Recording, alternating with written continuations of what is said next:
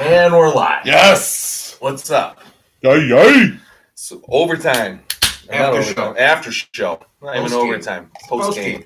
So, My Stock Summer, I hear you got a post game question for us this week. Why don't you drop it on us? So the question is, what would your younger self think of your older self? Things that you would things that you would hate, things that you would kick your own ass for. So my 16, 17-year-old self. Yeah. What would I think of myself right now? Yeah, even your 18. Allow yourself to introduce yourself to yourself. Yes. Yeah. Okay. And what does that self think? So so one thing is I feel so I actually this is kind of interesting because last night me and Cornsey went to see Rent. Yeah. Which in the 90s was some serious groundbreaking shit. Yeah, that was the shit back then. I don't know if you guys have seen it. It's about 8. I have not. I'm going to spoil it for you guys. If it's taking you 20 years to see it. Spoiler alert. I'm going to spoil it for you.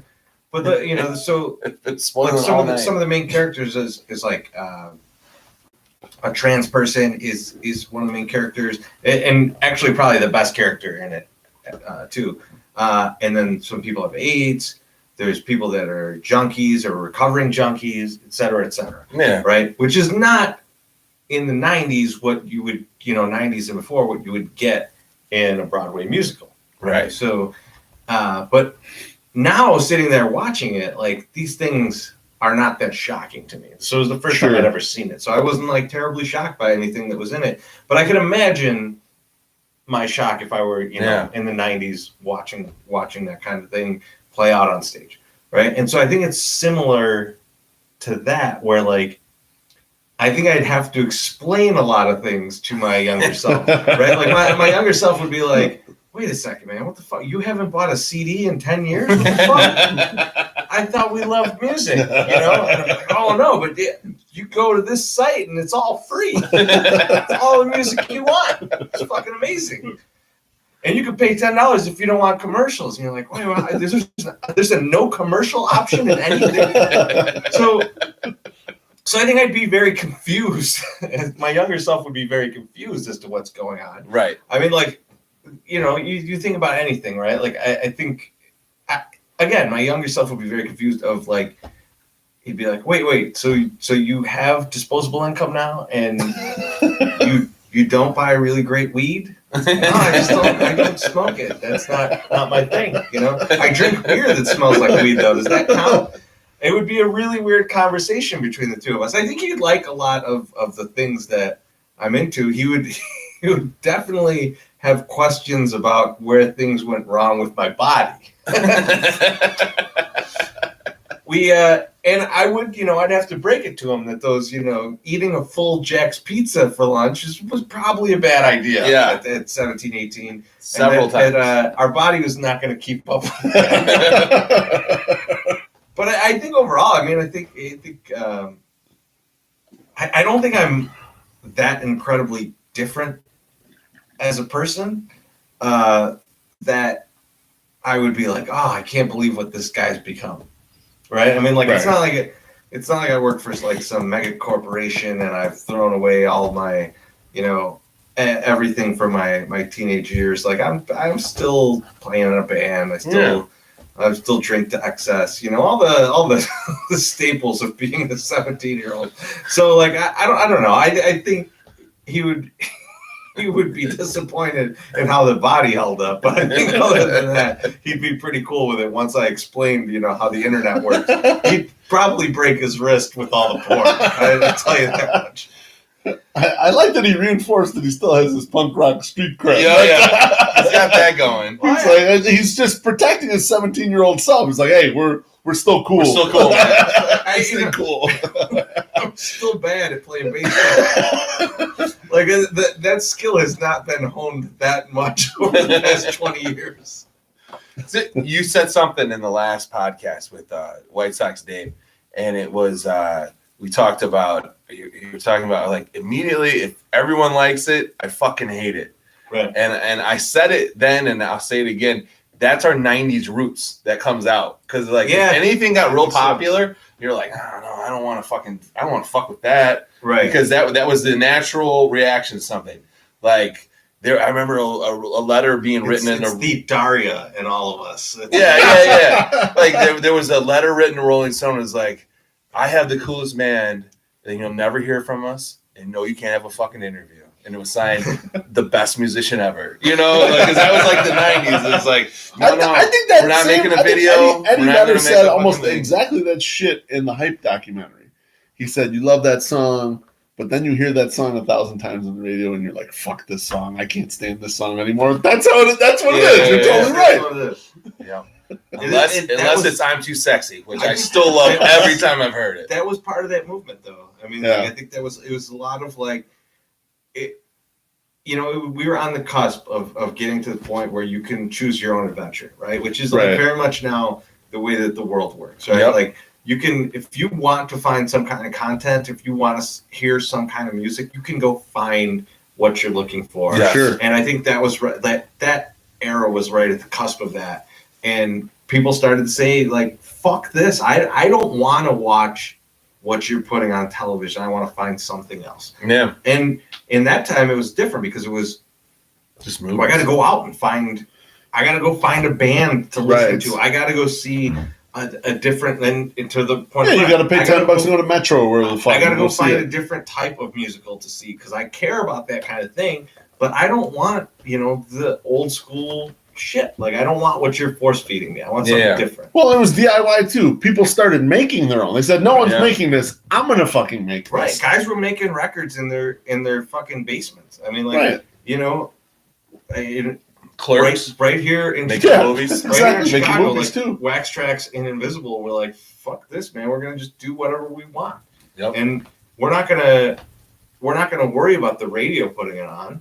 We're gonna go into the clubs and we're gonna put this music on wherever the fuck we want to do it because people want to show up for it. I mean, that's how rap started, right? I mean, like you watch a lot of these things on rap, and it's like, yeah, no one want to put that shit on the radio, right? They're like, I'm like, oh, I'd never do this, but you go play it in a club and people go fucking crazy. And that's the whole thing of like getting out there. That's what the internet is now. It is. Right. It's I want this thing that's different than what everyone else is feeding us, so I'm gonna go get it. Now I'll just say this: you guys are in the moment, and so with a lot of I was in bands too, or band back in the day with the same guys. We always talked about how if we would have been around with the internet and all that stuff, we would have been a totally different group because we would have had the promotion power to like get it out. Well, as younger kids, right? Yeah. And because we were all friends and we used to get a lot of people, we were all very social and could talk to people. And that's how we would bring people into shows anyway. Right. And I feel like it would be multiplied maybe a little bit more on the Twitter, but I don't know. I'm not really sure. Maybe. I mean, like the thing that you got to think about though is like, as much as you could go like, oh, if I just had this outlet to promote this, I would have been able to reach more people. But so would everyone else. Right, everyone So has you're going now from, the 10 bands that were in that area that were competing to the 30 other bands you didn't know about that were there. Right. Putting into the same arena, right? And like in Chicago, it was you were part of 1,000 bands, and there was 10,000 you didn't even know about. Yeah. Right. So I don't think the internet helped or hurt me back then. Yeah. Right. It was just, I think for my own personal intake, man, I would have loved to have the internet back then and just listen. I would have listened to To absorb so much shit. more. It would Yeah. have been great. Yeah. Back when you had more time, Which is in theory to absorb more Which is stuff. why I think younger me would be like so flabbergasted by the amount of music and porn that we'd be able to intake, right? Because the like, porn is huge, man. well, yeah, I mean, like, You never would have left your house. Well, not you I I mean, like, specifically. think about how much definitely not. time Well, during went your into refractory period, you go and get something to eat. how much time I mean, that's a gift. You can only A lot go of so you- many times. how much time went into picking out the one CD that you could afford that week? Yeah. Right? That's I mean, true. Like that was like all I had was like I could buy one CD a week. That was my. We would go out to Circuit City, and we would. Or what about when you go to the secondhand stores? Oh yeah, And you're like you're going through everything and trying to find that diamond in the rough that's Right. there that no one Yeah, noticed, you know? right, and like the fact that now you would just like you say like, I like this band. Here's 40 bands that are like that band. Right. And go listen to a minute of each one. No one's stopping you. Yeah. Right? Yeah. It's not like you could remember those places where you could put the headphones on for a second and like listen to the thing, and like the as soon as you do, the fucking guy standing behind you like, you want to buy a CD? Like so, like that. Different era. Yeah, it's very different. And like I think like I said, I think my younger self would be blown away so much by that they wouldn't have much to say about much else. That's interesting. People That's very interesting. What do you got? So I did the things that my younger self would love about my current self and things they would hate. So things my younger self would love would be how entrepreneurial I ended up becoming, including Section 108 blog, but other things too. My 17, 18-year-old self be fucking thrilled with how well I married. It's like, wow, you married her? Awesome. Like, how did we get from here to there? We don't know. I think my 17, 18-year-old self would like my home, would like my hot tub, would also like how laid back I've become. Yeah. I used to be a lot more high strung as a teenager, early adult. I sort of fixed that part of my personality to be a little more laid back. Now, I'm still high strung with these two assholes. Yeah. Well, no, only in this pool right here. As a normal, like, when I go out in the career world, I'm a laid back person. Yeah. When I'm hanging with you guys, I'm the high strung guy only because you guys are the real laid back people. So, fuck that. And also my younger self would like that I'm still coaching basketball. That I'm actually doing something with all those fucking years I put in basketball. My younger self would not like the fact that I'm so fucking fat. I played sports all my life competitively. To look at me now, it's like this big fat piece of shit. Like, it was so upsetting. Like, my 18-year-old self is like cut and everything, and it's like muscular and look at it's like, oh, you fat fuck, wearing like a vest. Like, come on. I mean, like. And now look at me. I'm like a dad bod. You got a ponytail. Dad bod. I got a ponytail and a dad bod. Fucking embarrassing. I feel like if you were face to face with you at like 18, you would talk shit to you at 18. Like, it wouldn't be the other way around. That guy wouldn't be going, "Oh, you fat fuck." You'd be going, "What the fuck is this outfit?" Those shorts are way too short for you. That's what you. I think my younger self would be maybe not hate, but be disappointed I didn't have more kids. Only one child. And for sure, my 18-year-old self would fucking hate that I became such a cat guy. I mean, my current self hates that. That you about you. About me. About me. Yeah, so I don't have any cats. I do agree. I should have mentioned the marrying well. Like, yeah, I think my 17-year-old self would have been very proud. Would be like, whoa, what happened? Yeah. How did we end up that good? Again, very confused. Very confused. Like, I feel like it. I think if I pulled my like grabbed back from self, hold myself here and talk to him for like 10 minutes and explain things, his fucking head would explode.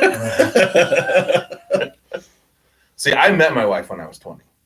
So that's true. You knew. Yeah. But we didn't reconnect till much later in life. But like I've so noticed, you more than anyone should be impressed with you. Yeah, I mean, it was weird. I mean, I know when I moved back in 2010, like I was like, I'm gonna see what happens with this girl. Like, and it was just through like little minuscule conversations on Facebook. So yeah, I didn't get the full story, and then I married up, and then it happens. So Facebook stuff worked out for you. So yeah. So I just what kind of brought this about to a little bit was I watched the Wu-Tang docu-series on Showtime. Oh, I got to check that out. Yeah, so I heard about it. It's interesting, and it's interesting to hear all these guys talk about like what went wrong and where it went wrong. Mm-hmm. But the best part about it was that I remember I was after we were driving in the car, and I knew this had come out.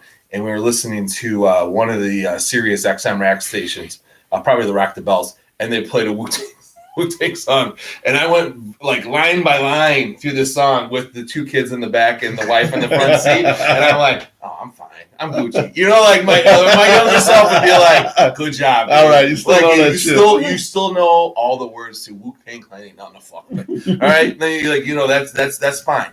I would think that my parenting would be cool to a younger kid. Like they would be like, okay, you're really nice to these girls and like you're cool with them and you're more straight with them. I expose them to a lot of different parts of things. Like I don't feel like my dad couldn't do it. Like and my mom couldn't do it. We were in a small town. My dad was working, so we didn't get to come into the city and go hang out and go do different things and try different stuff. Like, you know, and so like, yeah, this guy at the Sox game on Tuesday was telling me that, you know, he's like, I remember when my parents brought me to the first time they brought me to the circus and the clouds were so white and the sky was so blue and you're doing that with your girls here. And I was like, you've seen me 7 times this year with these girls. Like they're bored of it already. Like, you know, little Miss Shortstop's already looking at Benita Siegi like, I want a fucking ice cream cone. What the fuck?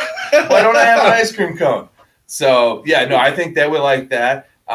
But there is some things that I'm sure that myself would hate is that I don't listen to new music. I don't bring in a lot of new music. I'm still listening to a lot of the same old stuff that I've listened to for forever. That's a good call. Either way, though. That's a good call. But there's some stuff because, that I think I should try out. We still listen to Bush. I disagree. You should be sampling new stuff. I do every once in a while. Yeah, because you should be telling even if you don't like it, you should be telling your younger self about some new cool shit that they never heard that they haven't heard of. Yeah, like exactly. Royal Blood, like I think was the last new band that I heard. Okay, and that was like 8 years ago. So like, you know, I'll buy new albums from the same artists from back in the day. But like, I don't really branch out that much. There's not a lot, right? And like my outlet to the outside world a lot of the times is Howard Stern, and Howard Stern does not like blast out new music every so often.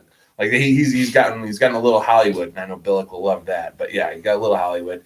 I don't go to a lot of shows anymore. We don't go to concerts. Me either. I probably should do more of that. I don't go to bars a lot anymore, which my younger self would be like, "What the fuck, bro? Why are you not out of bars?" But I'm married and have 2 kids. I mean, if you want to do that, there's really not a lot of things to go to a bar those for. On like a Wednesday night in a few weeks, you come see me play. I think we're playing at like midnight on a Wednesday. Yeah. It seems like a great time slot. Pretty good time for a guy that has to get up at 5 o'clock in the morning. Yeah, that's fine. Yeah, no, one of the daughters. And I'd also probably be upset that I'm not a famous rapper. Yeah, like with that. Yeah. I think I would love that I live in the city and still listen to like a lot of the good bands that I listened to back in the day. Can I ask you a question? Yeah. About what your younger self would think about something? Yeah. What would your younger self think about your bobblehead collection? So what's funny is that I didn't catch like the collecting bug until I got older, but I think I talked about this. I don't know if I talked about it with you guys. I watched with my daughter got a huge sticker book when she for her birthday just recently, and I have fucking total anxiety watching her just pulling stickers off and sticking them anywhere or putting them on her or whatever, because I'm like, oh, you're fucking wasting these stickers. Like, don't waste these stickers. Like, and because as a child, stickers are for. Exactly. But as a child, like, I'm like, oh, I'm gonna save this until I have it in the right spot. Subsequently, my mom and father moved out and gave me a shitload of sticker sheets that I never fucking used when I was a kid. So I got a stack of stickers. So let me ask you a question. I had this anxiety over the when shit. Bonnie Stakey showed you the stickers on the back of my laptop, did your palms get all sweaty? No. I'm like totally trying to move past it, but it's something that I recognize. I'm like, that's you. You were fucked up. Like you should have stuck these stickers wherever the fuck you could. Right? I remember having this shirt. It was a really nice shirt. And I was like, I'm gonna keep this for something special. Fucking never wore it because I grew out of it before something special happened. I was like, God damn it, you just gotta remember this thing. This is all very amazing. The collecting did started later in life. Like I started getting more into it. Sure, but when I moved out. What would you I don't know. Would he be like, oh, this is awesome, all this sock stuff? Or would he be like, you got fucking dolls, bro? I honestly think that my younger self, especially high school age and whatever, would be like, you go to how many fucking baseball games? Like, I don't even know you like baseball. Because my dad never took it, I never went in. I I had a recognizing of it. Like I liked it, but I didn't really get into it till I was like, you know, like it was like 2001, 2002. Like then I started like seeing baseball in a different light. Yeah, once you weren't at home anymore, basically. Yeah, and like I think went and saw my young shit. self would be psyched that I have season tickets. I think that Yeah. would be like something that Yeah.